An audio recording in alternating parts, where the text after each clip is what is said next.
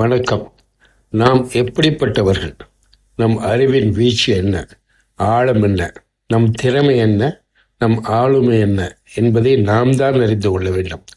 ஆனால் நாம் எப்படி அதை அறிந்து கொள்கிறோம்? நம்மை சுற்றி உள்ளவர்கள் சொல்வதிலிருந்து நாம் அறிந்து கொள்கிறோம்.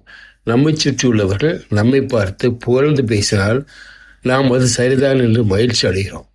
நம்மை இகழ்ந்தால் அது சரியல்ல என்று நினைத்து சொன்னவர் மேல் கோபம் கொள்கிறோம். அவர் சொன்னால் அது சரியென்று ஆகிவிடுமா? ஒரு காட்டில் ஒரு கழுதை இருந்தது.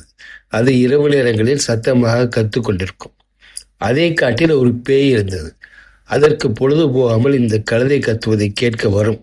அப்படி ஒரு நாள் அந்த பேய் சொன்னது, கழுதையே, உன் குரல் தான் எவ்வளவு இனிமையாக இருக்கிறது, நீ நன்றாக பாடுகிறாய் என்றது. அதை கேட்ட கழுதைக்கு அளவற்ற மகிழ்ச்சி. நம்மை விட சிறந்த பாடகர் இந்த உலகத்தில் கிடையாது என்று மகிழ்ச்சி மண்டைக்கு ஏறிவிட்டது.